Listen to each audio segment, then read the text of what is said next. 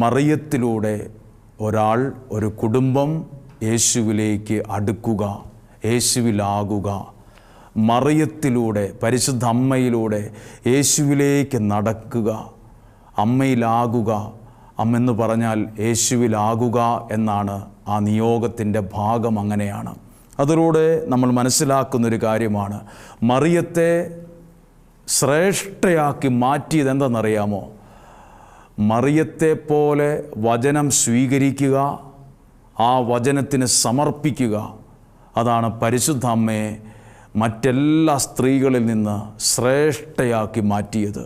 ഇപ്പോൾ നിങ്ങൾ കേൾക്കുന്ന ഈ വചനം നിങ്ങൾ സ്വീകരിക്കുമ്പോൾ, അത് കേൾക്കുമ്പോൾ നിങ്ങളുടെ ജീവിതവും കുടുംബവും ദൈവസന്നിധിയിൽ ശ്രേഷ്ഠമായി മാറുകയാണ്. ദൈവം നിങ്ങളെ അനുഗ്രഹിക്കാൻ സഹായിക്കുന്ന സമയമാണ്. വചനം പൂർണ്ണമായി നമുക്ക് ഏറ്റെടുക്കാം. പ്രിയപ്പെട്ടവരെ, ഇന്ന് കേൾക്കുന്ന ദൈവവചനമാണ് വിശുദ്ധ ലൂക്കായുടെ സുവിശേഷത്തിൽ 1-ാം അധ്യായത്തിൽ ദൈവത്തിൻ്റെ ദൂതൻ മറിയത്തിൻ്റെ അടുത്ത് വന്ന് പറയുന്ന കാര്യമാണ്. 28 മുതലുള്ള വാക്യങ്ങൾ.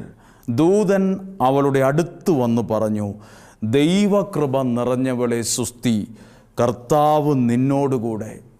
തുടർന്നുള്ള വാക്യങ്ങൾ വായിച്ചു പോകുമ്പോൾ ഈ കാര്യങ്ങൾ ദൂതനിൽ നിന്ന് കേൾക്കുമ്പോൾ മറിയം തിരിച്ചു ചോദിക്കുന്നൊരു ചോദ്യമുണ്ട്.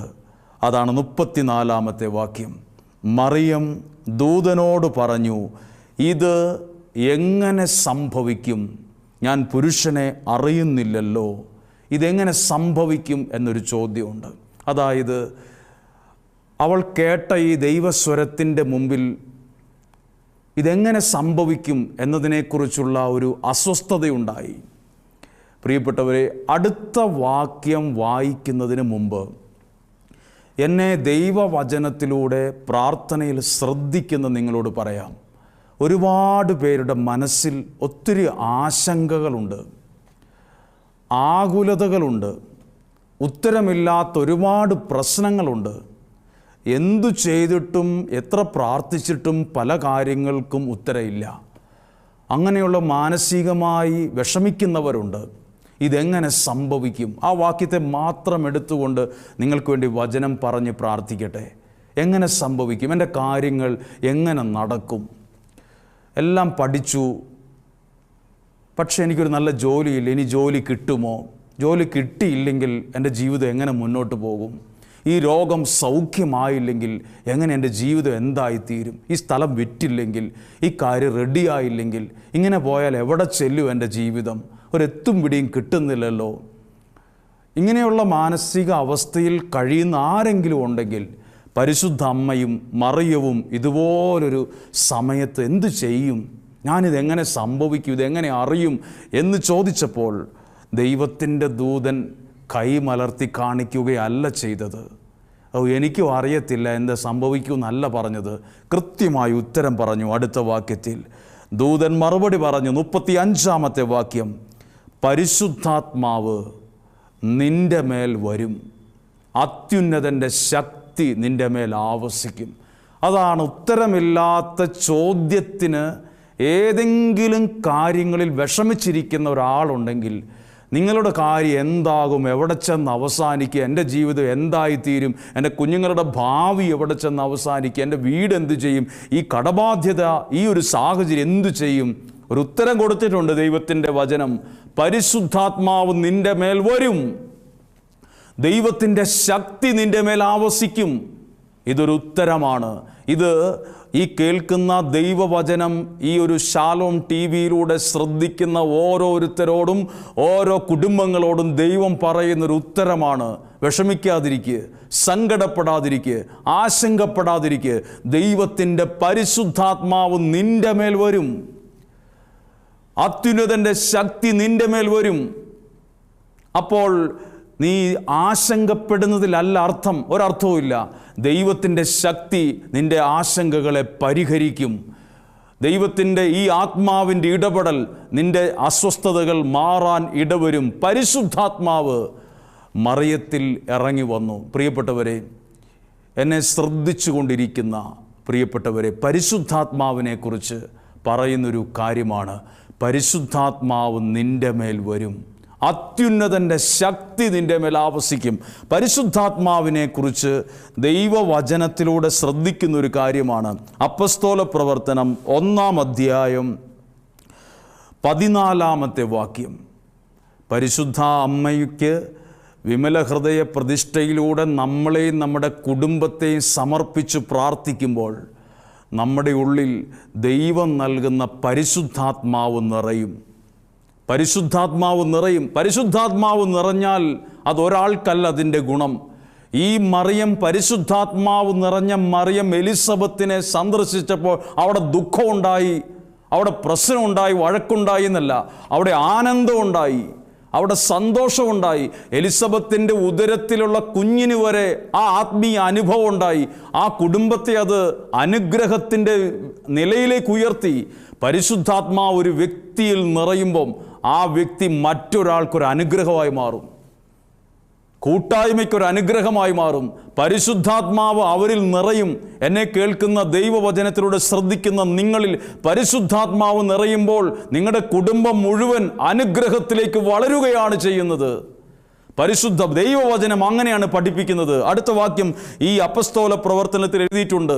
ശിഷ്യന്മാരെല്ലാവരും ഒരുമിച്ചുകൂടി, 1-ാം അധ്യായം 14-ാമത്തെ വാക്യം, അവർ ഏക മനസ്സോടെ, അവിടെ എഴുതിയിരിക്കുന്ന ഓരോ വാക്കും ശ്രദ്ധിച്ച്, എഴുതിയിരിക്കുന്ന വാക്ക് അവർ ഒരുമിച്ചിരുന്നു. ഏക മനസ്സ്, ഒരുമിച്ചിരുന്നു എന്ന് മാത്രമല്ല, ഏക മനസ്സ്, ഒരു മനസ്സ്. പരിശുദ്ധാത്മാവ് പരിശുദ്ധ അമ്മയിൽ നിറഞ്ഞതുപോലെ നിങ്ങളിൽ നിറയാൻ ആഗ്രഹിക്കുന്നെങ്കിൽ അടിസ്ഥാന യോഗ്യതയാണ് ഏക മനസ്സ്. 4 വഴിക്കായ അവസ്ഥയല്ല. ഇന്ന് നമ്മുടെ കുടുംബങ്ങളിൽ എവിടെയും ഒരു ഏക മനസ്സ് കാണാൻ വളരെ വിരളമായിക്കൊണ്ടിരിക്കുന്നു. ഒരു കുടുംബത്തിൽ അപ്പനും അമ്മയും മക്കളും ഉണ്ടെങ്കിൽ ഓരോന്നും ഓരോ വഴിക്കാണ്, ഓരോന്നും ഓരോ മനസ്സാണ്. ഒന്ന് പറയുന്നത് വേറൊരാൾക്ക് ഇഷ്ടപ്പെടില്ല, ഒരാൾ പറയുന്നത് വേറൊരാൾ അംഗീകരിക്കത്തില്ല. പിന്നെ ഒരു അഡ്ജസ്റ്റ്മെൻറ്റിൽ അങ്ങ് പോകുന്നു. പ്രിയപ്പെട്ടവരെ, അടിസ്ഥാന യോഗ്യതയായി ബൈബിൾ പറയുന്നു ഏക മനസ്സ്. ഇപ്പോൾ നിങ്ങൾ ചിന്തിക്കുക, നിങ്ങളുടെ കുടുംബത്തിൽ ആ ഏക മനസ്സ് നഷ്ടപ്പെട്ടില്ലേ? നിങ്ങൾ പ്രാർത്ഥിക്കുക, ദൈവമേ, അങ്ങയുടെ ആത്മാവിൻ്റെ അഭിഷേകം വരുമ്പോൾ ഞങ്ങളുടെ കുടുംബത്തിനൊരു ഏക മനസ്സ് തരണേന്ന്. ഒരു ഏക മനസ്സുണ്ടാകട്ടെ. എന്തു പറഞ്ഞാലും അന്നേരം ഒരു പ്രശ്നം ഉണ്ടാക്കാനാണ് ആൾക്കാർ നോക്കുന്നത്. ഒരു വീട്ടിലാണെങ്കിലും ഒരു വാക്ക് തെറ്റിയാൽ മതി, അപ്പോഴത്തേക്കും അതേ കയറി പിടിച്ചൊരു ലഹളയുണ്ടാവും, ഒരു വഴക്കുണ്ടാവും, ഒരു അസ്വസ്ഥതയുണ്ടാവും, പാത്രം എടുത്ത് എറിയുന്നു, ഒത്തിരി വിഷമങ്ങളുണ്ടാവും. മനസ്സ് ഒരുമിച്ചല്ല. എവിടെയോ അസ്വസ്ഥതയുള്ള, ചേർച്ചയില്ലാത്ത മനസ്സുണ്ട്. അത് നിങ്ങളുടെ കുടുംബത്തെ, ജീവിതത്തെ ഭംഗിയാക്കില്ല, മനോഹരമാക്കില്ല. ഏക മനസ്സ് അനുഗ്രഹത്തിൻ്റെ കാരണമാണ്. ഏക മനസ്സ് ഒരുമിച്ചിരിക്കുമ്പോൾ അവിടെ പരിശുദ്ധാത്മാവ് നിറയാൻ വേണ്ടി പരിശുദ്ധ അമ്മയാണ് അവരെ കൂട്ടിച്ചേർത്ത് ഒരുമിച്ചിരുന്ന് പ്രാർത്ഥിച്ചു. പ്രിയപ്പെട്ടവരെ, നിങ്ങളും ഇപ്പോൾ ഒരു മനസ്സോടെയാണ് പ്രാർത്ഥിക്കുന്നെങ്കിൽ ഈ വചന ശുശ്രൂഷ തീരുന്നതിന് മുമ്പ്, ഈ ആരാധന കഴിയുന്നതിന് മുമ്പ് നിങ്ങൾ പ്രാർത്ഥിക്കുന്ന ഈ നിങ്ങളുടെ ഭവനത്തിൽ ദൈവാത്മാവ് നിറയും. നിങ്ങളുടെ കുടുംബത്തിൽ ഏകമല്ലാത്ത, അസ്വസ്ഥതയുള്ള, വഴക്കുള്ള, അസമാധാനമുള്ള ഒരു അന്തരീക്ഷമാണോ? ദൈവം അത് മാറ്റും. പരിശുദ്ധാത്മാവോടെ ഇടപെടും. ഭവനത്തിൽ നിലനിൽക്കുന്ന ഇരുട്ട് മാറും, ആ അസ്വസ്ഥത മാറും. ഇത് ആരോടോ അല്ല ഇത് പറയുന്നത്, നിങ്ങളോട് തന്നെയാണ്, നിന്നോട് തന്നെയാണ് ഇത് പറയുന്നത്. ഒരുപക്ഷെ ഒരു സാഹചര്യത്തിൽ ഞാനായിരിക്കും ചിലപ്പോൾ മാറേണ്ടത്, അസ്വസ്ഥത എൻ്റെ മനസ്സിൽ നിന്നായിരിക്കും മാറേണ്ടത്. നിങ്ങളൊരു അനുഗ്രഹത്തിന് കാരണമാകും. പരിശുദ്ധാത്മാവ് നിറയുമ്പോൾ ഒരു പ്രത്യേകത. 2-ാം അധ്യായത്തിൽ 1-ാം വാക്യത്തിൽ എഴുതിയിരിക്കുന്ന വാക്കുകളൊന്ന് ശ്രദ്ധിക്കുകയാണ്. ഈ വാക്യത്തോടൊപ്പം പരിശുദ്ധാത്മാവ് നിറയുമ്പോഴുള്ള അനുഗ്രഹം ഒന്ന് അറിയണം. ഈ കാര്യങ്ങൾ നിങ്ങൾ അറിഞ്ഞാൽ പോരാ, ഇത് ഒന്നുകിൽ നിങ്ങൾ വിളിച്ചു പറയണം. ഈ കാര്യങ്ങൾ കേൾക്കുവാനും മനസ്സിലാക്കുവാനും, അല്ലെങ്കിൽ നിങ്ങളുടെ നാവിലൂടെ നിങ്ങളുടെ പ്രിയപ്പെട്ടവരോട് പറയണം, പരിശുദ്ധാത്മാവ് നിറഞ്ഞാൽ ഒരു അനുഗ്രഹമുണ്ട്. അത് ഇന്ന ആൾക്കാർക്ക് മാത്രം കിട്ടിയാൽ പോരാ, ഏറ്റവും പ്രായമുള്ള, ഉദരത്തിൽ കുഞ്ഞിനടക്കം ഏറ്റവും പ്രായമുള്ള ഒരാൾക്ക് വരെ ഈ ആത്മാവിൻ്റെ അഭിഷേകം ആവശ്യമാണ്. അത് ജീവിതത്തെ മനോഹരമാക്കും, അനുഗ്രഹമുള്ളതാക്കും. ഞാൻ ആ വാക്യം വായിക്കുന്നു. പെന്തക്കുസ്താസ് ദിവസം സമാഗതമായപ്പോൾ അവരെല്ലാവരും ഒരുമിച്ചിരിക്കുകയായിരുന്നു. കൊടുങ്കാറ്റടിക്കുന്നത് പോലൊരു ശബ്ദം ആകാശത്തു നിന്നുണ്ടായി. അവർ സമ്മേളിച്ചിരുന്ന വീട് മുഴുവൻ നിറഞ്ഞു എന്നാണ് 2-ാമത്തെ അധ്യായത്തിൻ്റെ 2-ാമത്തെ വാക്യം. ശ്രദ്ധിക്കൂ, പരിശുദ്ധാത്മാവിന് വേണ്ടി ആഗ്രഹിച്ചു പ്രാർത്ഥിച്ചപ്പോൾ അവരൊരു ശബ്ദം കേൾക്കുകയാണ്, കൊടുങ്കാറ്റടിക്കുന്നത് പോലെ. ഒരുപക്ഷെ നിങ്ങളാരും നിങ്ങളുടെ കൊടുങ്കാറ്റൊന്നും കണ്ടിട്ടുണ്ടാവില്ല, അല്ലെങ്കിൽ ആ ഒരു അനുഭവത്തിൽ കടന്നുപോയ ആൾക്കാരായിരിക്കില്ല. പക്ഷെ പത്രമാധ്യമങ്ങളിലൂടെ അമേരിക്കയിലും ചൈനയിലും മറ്റു പല രാജ്യങ്ങളിലും കൊടുങ്കാറ്റുണ്ടായപ്പം അവിടെ എഴുതിയിരിക്കുക ഒത്തിരി നാശനഷ്ടങ്ങളുണ്ടായി. വീട് തകർന്നുപോയി, വീടിൻ്റെ മേൽക്കൂര പറന്നുപോയി, വാഹനങ്ങൾ മറിഞ്ഞു വീണു, പറന്നുപോയി. വലിയ മരങ്ങൾ, ഒരിക്കലും വീഴില്ലെന്ന് വിചാരിച്ച മരങ്ങളതാ നിലത്ത് വീണ് കിടക്കുന്നു. റോഡും പരിസരങ്ങളെല്ലാം അലങ്കോലമായി ഇലകൾ കൊണ്ടും മരച്ചില്ലകൾ കൊണ്ടും വീട് തകർന്ന് ഒടിഞ്ഞ് ആകെ ഡിസോർഡറാകും.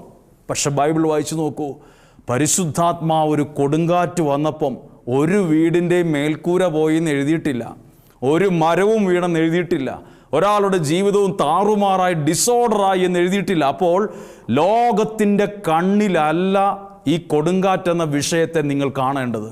സാധാരണ നിലയിൽ ഒരു നല്ല കാറ്റടിക്കുമ്പോൾ നമ്മുടെ ഉള്ളിലൊരു പേടിയാണ്, മരം വീഴുവോ, പ്രശ്നം ഉണ്ടാവുമോ, യാത്രയിൽ ബുദ്ധിമുട്ടുണ്ടാകുമോ. ഈ കൊടുങ്കാറ്റടിക്കുമ്പോൾ ഒരു ചെറിയ മരം പോലും വീണില്ല, ഒരസ്വസ്ഥതയുണ്ടായില്ല. പക്ഷെ ഒരു പ്രത്യേകതയുണ്ട്, ഈ കാറ്റ് അവരുടെ ജീവിതത്തിൽ എഴുതിയിരിക്കുന്നത്, ആ കാറ്റ് അവരോട് സമ്മേളിച്ചിരുന്ന വീട് മുഴുവൻ നിറഞ്ഞു എന്നാണ് എഴുതിയിരിക്കുന്നത്. അപ്പോൾ കൊടുങ്കാറ്റടിച്ച വീട് മുഴുവൻ നിറയുന്ന ആദ്യത്തെ അറിവല്ലേ നിങ്ങളുടേത്? കൊടുങ്കാറ്റടിക്കുമ്പോൾ വീട് പോവുക ചെയ്യേണ്ടത്, വീടിൻ്റെ മേൽക്കൂര, ഓട്, ആസ്പെറ്റോസ് ഷീറ്റ് പറന്നു പോവുക ചെയ്യേണ്ടത് കൊടുങ്കാറ്റടിക്കുമ്പോൾ. പക്ഷെ ഇവിടെ ഒരു വീടിനെ മുഴുവൻ നിറച്ച കാറ്റാണ് ഈ പരിശുദ്ധാത്മാവ്. പ്രിയപ്പെട്ടവരെ, പരിശുദ്ധ അമ്മയിൽ നിറഞ്ഞ ഈ കാറ്റ്, ഈ പരിശുദ്ധാത്മാവ് അവളെ നിറച്ചു, നിങ്ങളെയും നിറയ്ക്കും. എന്താ നിറയ്ക്കുക എന്ന് പറഞ്ഞാൽ, നിറയ്ക്കുമ്പോൾ ഒരത്ഭുതമുണ്ട്, അതിനകത്തുള്ള ചിലത് പുറത്തു പോകും. നിറയാത്തതാണ് പ്രശ്നം. നിറയുമ്പോൾ അകത്തുള്ള പലതും പുറത്തു പോകും, എന്നിട്ടാണ് നിറയുന്നത്. പ്രിയപ്പെട്ടവർ, ഇത് നിറച്ച കാറ്റാണ്. അതായത് നിങ്ങളുടെ കുടുംബത്തിൽ പരിശുദ്ധാത്മാവ് വരുമ്പോൾ നിങ്ങളുടെ കുടുംബത്തെ സമാധാനം കൊണ്ട് നിറയ്ക്കും, നിങ്ങളുടെ കുടുംബത്തെ അനുഗ്രഹങ്ങൾ കൊണ്ട് നിറയ്ക്കും. പരിശുദ്ധാത്മാവ് നിങ്ങളിൽ വരുമ്പോൾ നിങ്ങളെ ദൈവകൃപ കൊണ്ട് നിറയ്ക്കും. പരിശുദ്ധാത്മാവ് നിങ്ങളിൽ വരുമ്പോൾ നിങ്ങളുടെ പ്രാർത്ഥനയ്ക്ക് ഉത്തരം ആ ഭവനത്തിൽ നിറയും. ദൈവത്തിൻ്റെ ആത്മാവെന്ന കൊടുങ്കാറ്റ് നിങ്ങളിൽ വീശുമ്പോൾ നിങ്ങളുടെ മേൽ അത്ഭുത വിടുതലുകൾ നിറയും, ദൈവം അയക്കുന്ന സൗഖ്യങ്ങളെ നിറയും. ഈ വാക്യത്തിൽ എഴുതിയിരിക്കുന്നു, പരിശുദ്ധാത്മാവ് അവർ സമ്മേളിച്ചിരുന്ന വീട് മുഴുവൻ നിറഞ്ഞു എന്ന്. അപ്പോൾ ഈ വചന ശുശ്രൂഷ കേട്ടുകൊണ്ടിരിക്കുമ്പോൾ, ഈ ശാലോം ടിവിയിലൂടെ കേൾക്കുമ്പോൾ, ഈ വചനം കേൾക്കുമ്പോൾ നിങ്ങളിൽ ദൈവാത്മാവാണ് നിറയുന്നത്. നിങ്ങളുടെ കുടുംബത്തിലെ അസ്വസ്ഥതകളെ പുറത്തു കളഞ്ഞ് ആത്മാവിൻ്റെ അനുഗ്രഹത്തെ നിറയ്ക്കും. ദൈവം അവിടെ നിറച്ചു. അടുത്ത വാക്യം, തീയും കാറ്റ് നമ്മൾ പേടിക്കുന്ന രണ്ട് കാര്യങ്ങളാണ്. അടുത്ത വാക്യം എഴുതിയിരിക്കുന്നത്, അഗ്നിജ്വാലകൾ പോലുള്ള നാവുകൾ അവരോരോരുത്തരുടെയും ശിരസിൻ്റെ മുകളിൽ വ്യക്തിപരമായി നിന്നു. പ്രിയപ്പെട്ടവരെ, കാറ്റും തീയും എല്ലാവർക്കും പേടിയാണ്. അത് കൺട്രോൾ വിട്ടുപോയാൽ സകലരും തകർത്ത് തരിപ്പണമാക്കും, കാറ്റും തീയും. പക്ഷേ ഈ ബൈബിൾ വായിച്ചു നോക്കൂ, പരിശുദ്ധാത്മാവാകുന്ന കാറ്റും തീയും ഒരാളുടെ ജീവിതത്തെ പോലും തകർത്തില്ല, ഒരാളുടെ ജീവിതത്തെ പോലും കത്തിച്ചില്ല. അത് അവരെ നിറയ്ക്കുകയും വിശുദ്ധീകരിക്കുകയുമാണ് ചെയ്തത്. അങ്ങനെയെങ്കിൽ പരിശുദ്ധ അമ്മയ്ക്ക് നമ്മളെ തന്നെ പ്രതിഷ്ഠിക്കുവാൻ ഒരുങ്ങുമ്പോൾ നിങ്ങളൊന്ന് പ്രാർത്ഥിച്ച്, ആ കാറ്റ് എൻ്റെ മേലങ്ങ് വീശണമേ. ഒന്ന് പ്രാർത്ഥിക്കാമോ? കർത്താവേ, പരിശുദ്ധാത്മാവാകുന്ന ആ കാറ്റിനെ എൻ്റെ മേലങ്ങ് വീശണമേ, എൻ്റെ കുടുംബത്തിൻ്റെ മേൽ വീശണമേ, എൻ്റെ തലമുറകളുടെ മേൽ വീശണമേ, ഞങ്ങളുടെ കുടുംബത്തെ അനുഗ്രഹം കൊണ്ട് നിറയ്ക്കിടമേ. ഒന്ന് പ്രാർത്ഥിച്ച്, നിങ്ങളൊന്ന് പ്രാർത്ഥിച്ച് നോക്കിക്കേ. ഈ പരിശുദ്ധാത്മാവ് നിങ്ങളെ അത്ഭുതകരമായി അനുഗ്രഹങ്ങൾ കൊണ്ട് നിറയ്ക്കാൻ തുടങ്ങും, ജീവിതത്തെ മാറ്റാൻ തുടങ്ങും. ഈ വിമല ഹൃദയ പ്രതിഷ്ഠയുടെ ഈ 33 ദിവസത്തിൻ്റെ 2ാം ദിവസത്തെ ഈ വചനമുണ്ടല്ലോ, ഇത് നിങ്ങളുടെ ജീവിതത്തെ നിറയ്ക്കുന്ന ദിവസമാണ്. ആ വിഷയമാണ് കേട്ടത്. നിറയ്ക്കും. നിങ്ങളുടെ ഭവനങ്ങളിൽ നിങ്ങളുടെ പ്രാർത്ഥനാ നിയോഗങ്ങളിൽ ദൈവം അയക്കുന്ന അനുഗ്രഹങ്ങൾ കൊണ്ട് നിറയും. അടുത്ത ഈ പരിശുദ്ധാത്മാവ് വരുമ്പോൾ സംഭവിക്കുന്ന ഒരു അനുഗ്രഹത്തെക്കുറിച്ച് എഴുതിയിട്ടുള്ളത് പുറപ്പാട് പുസ്തകത്തിലാണ്. പുറപ്പാട് പുസ്തകത്തിൻ്റെ 14-ാം അധ്യായം 21 മുതലുള്ള വാക്യങ്ങൾ. പുറപ്പാട് പുസ്തകം 14-ാം അധ്യായം 21 മുതലുള്ള വാക്യങ്ങളിൽ ഒരു അത്ഭുതകരമായ ഒരു അനുഗ്രഹമുണ്ട്. പരിശുദ്ധാത്മാവ് ഒരു കാറ്റിനോടും തീയോടുമാണ് ഉപമിച്ചിരിക്കുന്നത്. അപ്പോൾ നമ്മൾ വിചാരിക്കും ലോകത്തിൻ്റെ കണ്ണിൽ നമ്മൾ കാണുന്ന കാറ്റാണിത്. അല്ല, ഇത് അനുഗ്രഹങ്ങളെ കൊണ്ടുവരുന്ന കാറ്റാണ്. പുറപ്പാട് പുസ്തകം 14-ാം അധ്യായം 21 മുതലുള്ള വാക്യങ്ങളൊന്ന് വായിക്കുന്നു. മോശ കടലിനു മീതെ ആ വ്യക്തിയുടെ കൈ നീട്ടി. അപ്പോൾ എഴുതിയിരിക്കുന്ന വാക്ക് നോക്കൂ. കർത്താവ് രാത്രി മുഴുവൻ ശക്തമായ ഒരു കാറ്റയച്ചു, ഒരു കിഴക്കൻ കാറ്റയച്ചു. അപ്പോൾ ഈ കാറ്റ് ആദ്യം ബൈബിളിൽ കണ്ടു, ഒരു കൊടുങ്കാറ്റ് വീശിയെന്ന് കണ്ടു. അപ്പോൾ ദൈവം അയച്ച കാറ്റാണിത്. ദൈവം അയച്ച കാറ്റ് നിങ്ങളുടെ കുടുംബത്തിന് ആവശ്യമാണ്. അത് നിങ്ങളുടെ വീടിനെ ഡിസോർഡറാക്കുന്ന, നശിപ്പിക്കുന്ന കാറ്റല്ല, നിങ്ങളെ അനുഗ്രഹം കൊണ്ടും സമാധാനം കൊണ്ടും നിറയ്ക്കുന്ന കാറ്റാണ്. ഇതാ എഴുതിയിരിക്കുന്നു 21-ാമത്തെ വാക്യം. നിങ്ങൾ ഈ വചനം കേൾക്കുമ്പോൾ തുറന്നൊരു ബൈബിൾ നിങ്ങളുടെ മടിയിൽ ഉണ്ടായിരിക്കട്ടെ. ഒരു കേൾവിക്കാരനെ പോലെ കേൾക്കാതെ ദൈവവചനം ഒരു തുറന്ന പുസ്തകം പോലെ മടിയിൽ തുറന്നു വെച്ച് കേൾക്കൂ. എന്നിട്ട് ആ വാക്യം സാധിക്കുമെങ്കിൽ ഒന്ന് എടുക്ക്. 14-ാം അധ്യായം 21-ാമത്തെ വാക്യം. മോശ കൈ നീട്ടിയപ്പോൾ കർത്താവ് രാത്രി മുഴുവൻ ഒരു കിഴക്കൻ കാറ്റയച്ചു. അപ്പോൾ ഈ കാറ്റ് ദൈവം അയച്ച കാറ്റാണ്. അങ്ങനെയെങ്കിൽ ഈ 33 ദിവസം നിയോഗം വച്ച് പങ്കെടുക്കുന്ന നിങ്ങളിൽ ഈ 2-ാമത്തെ ദിവസം പരിശുദ്ധ അമ്മയിൽ നിറഞ്ഞ ഈ ആത്മാവിൻ്റെ കാറ്റ്, ദൈവം അയക്കുന്ന കാറ്റ് നിങ്ങളെയും നിങ്ങളുടെ കുടുംബത്തെയും അത്ഭുതങ്ങൾ കൊണ്ട് നിറയ്ക്കും, സമാധാനം കൊണ്ട് നിറയ്ക്കും, സൗഖ്യം കൊണ്ട് നിറയ്ക്കും. ഇത് കേൾക്കുമ്പോൾ ഒരു കേൾവിയിലൂടെ മാത്രമല്ല, ഇത് നിറയ്ക്കുന്നൊരു അനുഭവം തരും. എന്നിട്ട് ആ വാക്യം എഴുതിയിരിക്കുന്നു നോക്കൂ. കാറ്റയച്ചു, കടലിനെ പുറകോട്ട് മാറ്റിയെന്ന്. കടലിനെ പുറകോട്ട് മാറ്റുന്ന എത്ര പേരെ നിങ്ങൾക്കറിയാം? ഏതേലും ഒരു കാറ്റ് കടലിനെ പുറകോട്ട് മാറ്റുന്ന കണ്ടിട്ടുണ്ടോ? സയൻസിൽ പഠിപ്പിക്കുന്നത് കാറ്റിൻ്റെ പ്രതിഭാസമാണ് തിരമാല എന്നാണ്. അങ്ങനെയാണെങ്കിൽ കാറ്റടിക്കുമ്പോൾ വലിയ തിരമാലയുണ്ടായി അതിൻ്റെ സമീപത്ത് നിൽക്കുന്ന കാനാൻ ദേശത്തേക്ക് പോകുന്ന ഇസ്രായേൽക്കാരെ മുഴുവൻ തിരമാല വിഴുങ്ങേണ്ടതാണ്. കാരണം ഇസ്രായേൽക്കാർ ഈജിപ്തുകാരുടെ അടിമത്തത്തിൽ നിന്ന് നടന്ന് ഇപ്പോൾ നിൽക്കുന്നത് ഈ ചെങ്കടലിന് സമീപത്തുള്ള മണലിലാണ്. ഇനി എങ്ങോട്ട് പോകണമെന്ന് അറിയാതെ നിൽക്കുന്ന സമയത്താണ് മോശ കൈ നീട്ടിയത്. അപ്പോൾ ഒരു കാറ്റയക്കുമ്പോൾ തിരമാലയുടെ വലിപ്പം കൂടി കരയ്ക്ക് നിന്ന് ഇസ്രായേൽക്കാരെ വിഴുങ്ങേണ്ടതല്ലേ? പക്ഷെ എഴുതിയിരിക്കുന്ന ഇസ്രായേൽക്കാരെ കാറ്റ് വിഴുങ്ങിയെന്നല്ല, കടലിനെ പുറകോട്ട് മാറ്റി. ഒരു ബക്കറ്റിലെ വെള്ളം പുറകോട്ട് മാറ്റാൻ പോലും ചിലപ്പോൾ സാധിക്കാത്തവരാണ് നമ്മൾ. അപ്പോഴാണോ കടലിലെ വെള്ളം പുറകോട്ട് മാറ്റുന്നത്? പ്രിയപ്പെട്ടവർ, ഇത് ദൈവം അയച്ച കാറ്റാണ്. ഒരിക്കലും പുറകോട്ട് മാറില്ല എന്നാണ് അവർ വിചാരിച്ചത്. ഇവിടെ കിടന്ന് മരിച്ചു പോകത്തേ ഉള്ളൂ എന്നാണ് ഇസ്രായേൽക്കാർ പറഞ്ഞത്. ഇസ്രായേൽക്കാർ പ്രതിസന്ധിയുടെ മുമ്പിൽ എന്താ പറഞ്ഞത്? എന്തിനാ ഞങ്ങളെ ഇവിടെ കൊണ്ടുവന്നത്? ഞങ്ങൾക്ക് ഈജിപ്തിൽ നല്ല ഫുഡ് കിട്ടുമായിരുന്നു, അവിടെ ഞങ്ങൾക്ക് അപ്പവും ഇറച്ചിയും ആവശ്യത്തിലധികം ഉണ്ടായിരുന്നു, എന്തിന് ഞങ്ങളെ ഇവിടെ കൊണ്ടുവന്നു? എപ്പോഴാണ് ഇത് പറഞ്ഞെന്നറിയാമോ? ജീവിതത്തിൻ്റെ പ്രതിസന്ധികളിൽ വല്ലാതെ ജീവിതം തകർന്നു പോയി എന്ന് അവർക്ക് തോന്നിയപ്പോൾ. പിറുപിറുക്കുന്നവരാണോ നിങ്ങൾ? വിഷമിക്കുന്നവരാണോ നിങ്ങൾ? പ്രാർത്ഥിച്ചിട്ട് കാര്യമില്ല, ഇങ്ങനെ ഒരു പ്രാർത്ഥന ആവശ്യമില്ല, നിയോഗം വച്ചിട്ടൊന്നും കാര്യമില്ല എന്നൊക്കെ പറയുന്നവരാണോ?